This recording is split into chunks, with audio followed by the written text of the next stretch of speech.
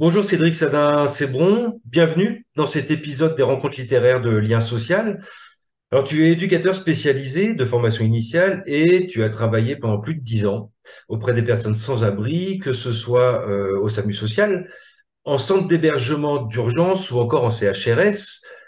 Tu es membre aussi du collectif Soif de connaissances et aujourd'hui responsable de formation supérieure à Océlia. Tu es donc l'auteur du livre Habiter en CHRS, faire comme chez soi quand on n'a pas de chez soi, justement, aux éditions RS, paru en mai 2023. Alors je le montre, voilà, c'est ce livre-là, Habiter en CHRS, faire comme chez soi quand on n'a pas de chez soi, aux éditions RS.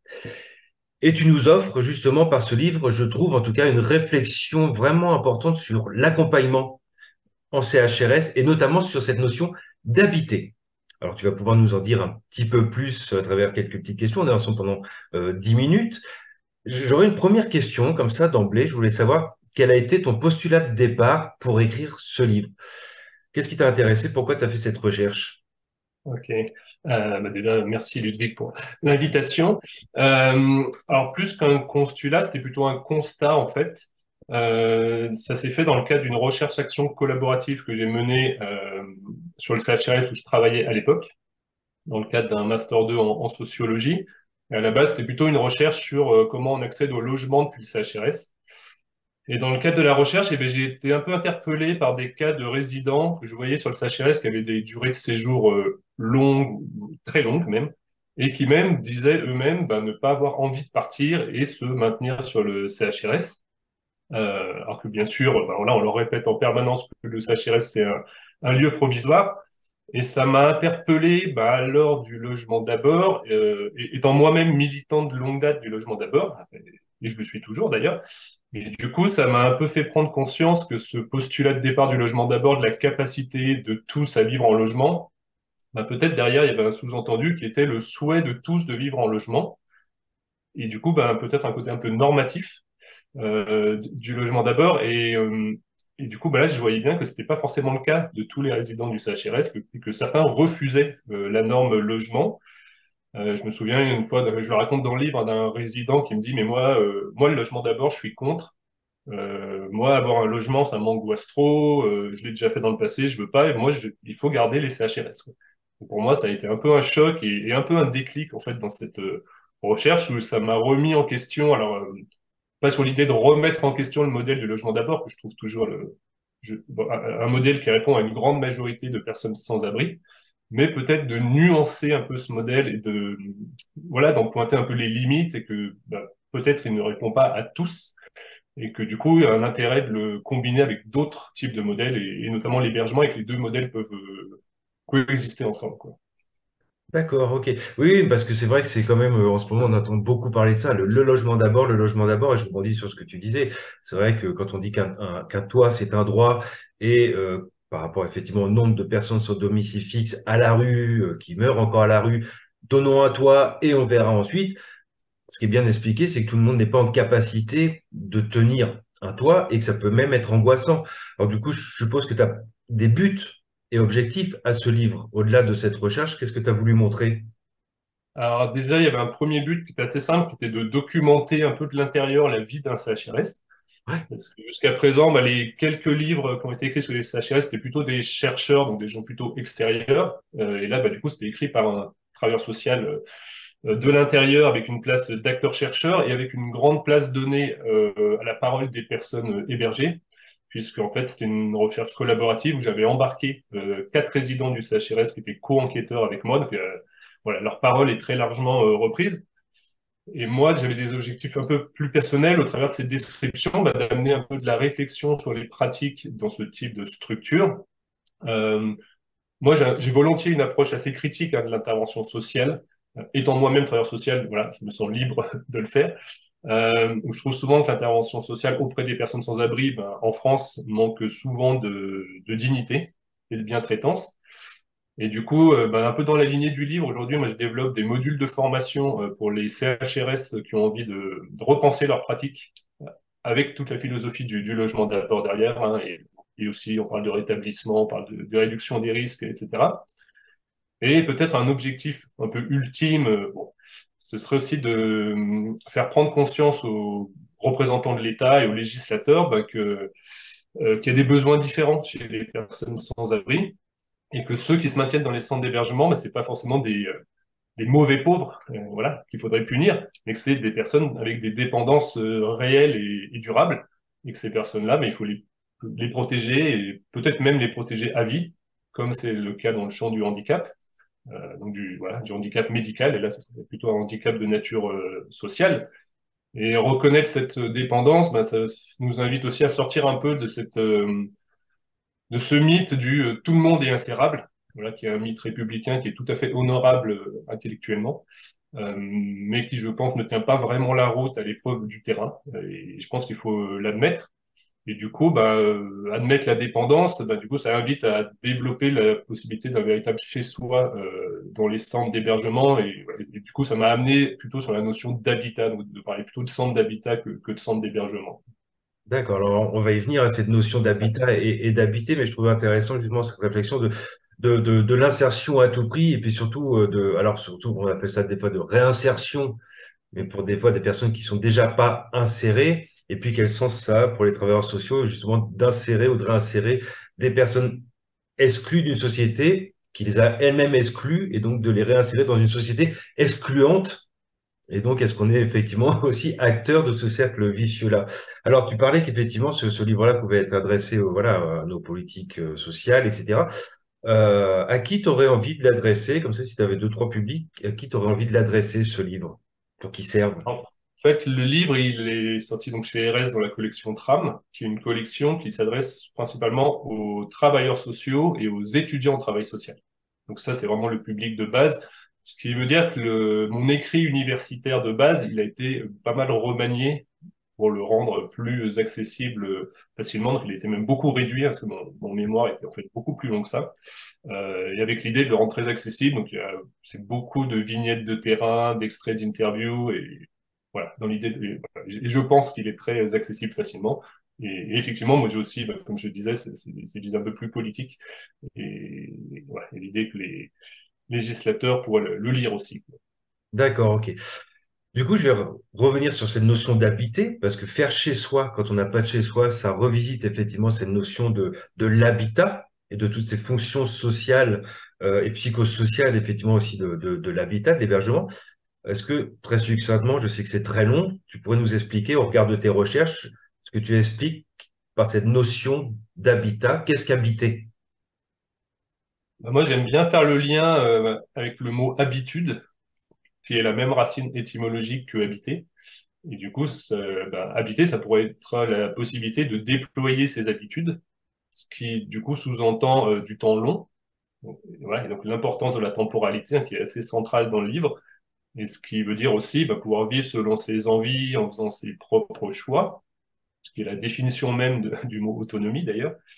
Donc habiter, ce qui est important, c'est de se dire que ça ne veut pas forcément dire vivre en logement, habiter. Parce qu'en fait, tout le monde habite. Le problème, c'est que certains n'habitent pas dans des conditions dignes et décentes. On peut habiter dans la rue, on peut habiter dans un camion, on peut habiter dans un centre d'hébergement et pas juste occuper l'espace, mais vraiment l'habiter. Et moi, dans le livre, du coup, je décris des personnes qui à la base ont un statut d'hébergé, qui est plutôt passif finalement, et qui deviennent habitants des centres d'hébergement, ce qui du coup est plutôt une démarche active de leur part. Et donc aujourd'hui, moi je trouve ça plus pertinent dans le champ du sans-abri de raisonner en termes d'habitat, plutôt que de rester sur ce clivage un peu hébergement-logement, qui en plus devient assez technique, et des fois c'est pas très facile de voir la différence. Et du coup, moi je pense que c'est plus intéressant de parler d'habitat individuel ou d'habitat collectif. Et je pense qu'il y a vraiment une forme de, même autour du logement d'abord, hein, d'inventer une sorte de logement d'abord collectif. Et donc moi, je rejoins beaucoup le plaidoyer de certains penseurs, voilà, je pense beaucoup à Édouard Gardella qui a beaucoup écrit là-dessus, sur un droit à habiter, enfin, et surtout un droit à habiter dignement, c'est surtout ça qui est important en fait, et où ce droit à habiter, ça engloberait un peu toutes les formes d'habiter, donc à la fois le logement, mais aussi l'hébergement, et peut-être plein d'autres formes plus alternatives, type camion, caravane, et voilà, et des lieux pas prévus pour l'habitation, et quelque part, peu importe l'endroit où on habite, mais ce qui est important, c'est plutôt de pouvoir y habiter de façon digne et sécurisée aussi, quoi. Oui, oui, complètement. D'accord, alors je vais rebondir peut-être sur notre dernière question du jour. Justement, à l'heure du logement d'abord, quel serait l'avenir? Quel serait l'avenir pour les CHRS? Parce que tu revisites effectivement beaucoup les pratiques au sein des CHRS, les pratiques de l'aller vers aussi, quand on va sur l'extérieur, en direction effectivement des publics voilà, de la rue. Et puis, effectivement, voilà, de cette grande idée du logement d'abord, qui balayerait, je dirais, toutes les pratiques qu'on avait jusque-là. Quel serait l'avenir des CHRS, du coup, à l'heure du logement d'abord? C'est vrai que, alors, pour te dire, ça, c'était un peu la question que j'avais en arrière-plan de mon esprit en commençant ma recherche. Et je pense même que dans mon esprit, il y avait l'idée que j'allais prouver que les CHRS ne servaient plus à rien, en fait. Et en fait, c'est tout l'inverse qui s'est passé en cours de recherche. Parce que j'ai identifié ce public que moi j'appelle les exclus du logement d'abord, alors pour plein de différentes raisons. Et avec l'idée, donc, du coup, que les CHRS, pour ces types de publics-là particuliers, ont encore un rôle à jouer. Mais parce qu'il y a un peu un manque structurel aujourd'hui auquel ne répondent pas les résidences sociales ou les pensions de famille, parce que les profils d'admission sont également excluants, et que qu'au lieu de créer encore des nouveaux dispositifs, je me suis dit, bah, peut-être c'est les CHRS qui peuvent jouer ce rôle-là, mais par contre, des CHRS, en les repensant un peu de fond en comble, parce qu'ils ne peuvent pas rester comme ils sont actuellement, les CHRS, très clairement. Voilà, je pense qu'il faut déjà cesser d'en faire des lieux provisoires, parce que je pense que le provisoire, c'est pas quelque chose de bien traitant. Euh, Globalement, les CHRS, c'est encore beaucoup des lieux de coercition aujourd'hui, avec beaucoup d'interdits voilà, qui sont pas collés au milieu ouvert, quoi. Euh, des collectifs qui sont souvent trop gros aujourd'hui, donc elle est plutôt sur des collectifs de petite taille. Voilà, donc moi aujourd'hui, je modélise un peu un modèle que j'appelle le centre d'habitat et de ressources sociales. Donc voilà, j'ai un peu revisité le sigle CHRS. Voilà, où je parle d'habiter plutôt que d'hébergement, pour que ça soit vraiment plus bien traitant et digne. Et du coup, si les CHRS, ça devient des lieux d'habitat, bah, de fait, ça devient des lieux de réinsertion aussi, quoi. Il n'y a plus besoin, du coup, de parler de réinsertion. Enfin, ça ne devient pas forcément un objectif à atteindre à tout prix. Et donc, du coup, moi, je parle plutôt de ressources sociales, et plutôt que d'accompagnement social. Vraiment dans l'idée de décorréler le toit proposé et l'accompagnement social, avec cette idée que les accompagnants sociaux, ce serait plus des personnes aux ressources euh, à disposition des habitants, des facilitateurs, pour leur permettre de développer leurs possibles et leurs projets à eux, mais leurs vrais projets, pas les projets des travailleurs sociaux. Voilà, mais au même titre que le bâti peut être une ressource, ou que les activités de médiation peuvent être des ressources. Et donc j'ai bien conscience que ces propositions, elles sont pas du tout dans l'air du temps, elles sont même plutôt très à contre-courant des politiques, comme tu disais, qui sont très axées aujourd'hui sur le logement pour tous et la fluidité dans les centres d'hébergement, que les séjours soient de plus en plus courts. Mais néanmoins, bah, il y a quand même un certain nombre de penseurs aujourd'hui qui militent pour ce droit à habiter. Donc ouais, c'est pas moi tout seul dans mon coin, c'est un mouvement un peu plus global.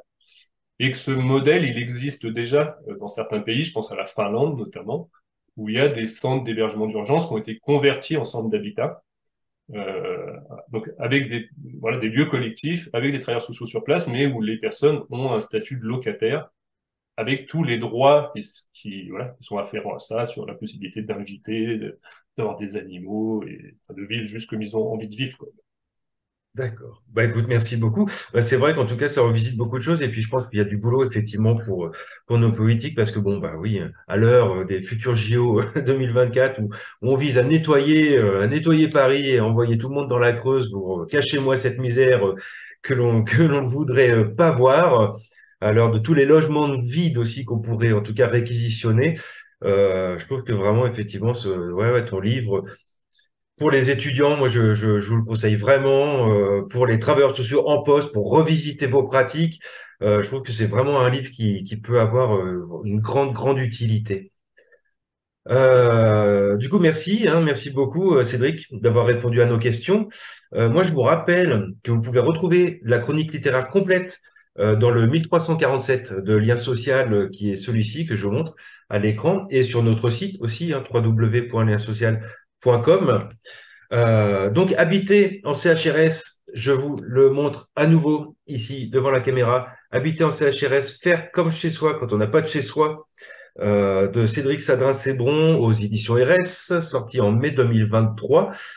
Vraiment, lisez ce livre, revisitez vos pratiques et puis distribuez-le autour de vous, parce que franchement, effectivement, il y a des questions de dignité derrière ces livres-là. Je ne sais pas si tu as un dernier mot. Moi, je suis à disposition des CHRS pour venir en parler. Et voilà, comme je disais, je développe des modules de formation, mais moi, mon but, c'est vraiment que les pratiques puissent évoluer et à disposition aussi des représentants de l'État pour en parler plus en long. Yes, ben, j'espère que ce sera entendu et que cette vidéo y permettra aussi. Merci encore à tous. À très bientôt pour notre prochain épisode des rencontres littéraires de Liens Social. Merci encore Cédric et puis bah, longue vie à Habitants CHRS. Et À très bientôt. Au revoir.